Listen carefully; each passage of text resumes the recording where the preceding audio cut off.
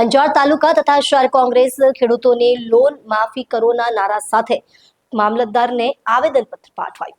અંજાર તાલુકા તથા શહેર કોંગ્રેસ દ્વારા ખેડૂતોનું લેણું માફ કરવાની માંગ સાથે મામલતદાર બહેનશ્રીને આવેદનપત્ર પાઠવ્યું હતું, જેમાં અંજાર તાલુકા કોંગ્રેસ પ્રમુખ શ્રી શંભુભાઈ ડાંગર, અંજાર નગરપાલિકા વિરોધ પક્ષ નેતા શ્રી રાજેન્દ્રસિંહ ટી જાડેજા, અંજાર તાલુકા પંચાયતના વિરોધ પક્ષના નેતા શ્રી યુવરાજસિંહ જાડેજા, કચ્છ જિલ્લા કોંગ્રેસના પૂર્વ મહામંત્રી શ્રી અર્જણભાઈ ખાટરિયા, કચ્છ જિલ્લા કોંગ્રેસના પૂર્વ મંત્રી શ્રી દિલીપસિંહ ઝાલા, અંજાર તાલુકા કોંગ્રેસના પૂર્વ પ્રમુખ શ્રી હમીરભાઈ મયાત્રા, અંજાર તાલુકા પંચાયતના પૂર્વ સભ્ય ભગુભાઈ આહિર, અંજાર શહેર કોંગ્રેસ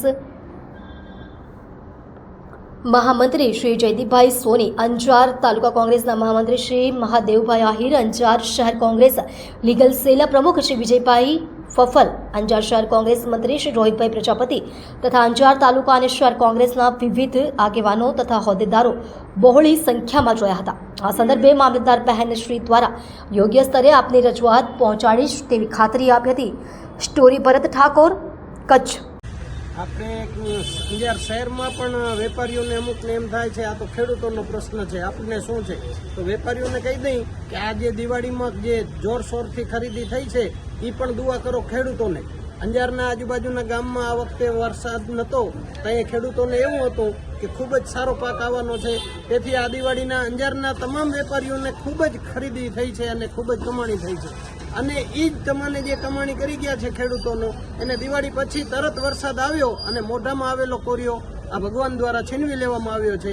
તો તમામ વેપારીઓને પણ વિનંતી કરું છું કે જો ખેડૂત ગરુકો નહીં હોય તો આપણા અંજારમાં પણ રૂપિયા ફરશે નહીં. એટલે કોઈ પણ શહેરવાળા તમામ વેપારીઓ પણ ખેડૂતોના પડખે ઊભા રહ્યો. અને અમારી આજે એક જ માંગ છે, ખોટી વાતો નહીં, ખેડૂતોની પાક ધિરાણ જે લીધેલ છે તે તમામ માફ કરે સરકાર.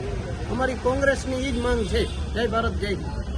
ખેડૂતોના વિવિધ પ્રશ્નો મુદ્દે અંજાર તાલુકા અને અંજાર શહેર દ્વારા મામલતદારશ્રીને આવેદનપત્ર આપવામાં આવ્યું કે જે ખેડૂતોને આનાથી પહેલાં પણ ઓગસ્ટ મહિનામાં પણ કમોસમી વરસાદમાં નુકસાન થયું હતું, એનું વળતર પણ હજી મળ્યું નથી.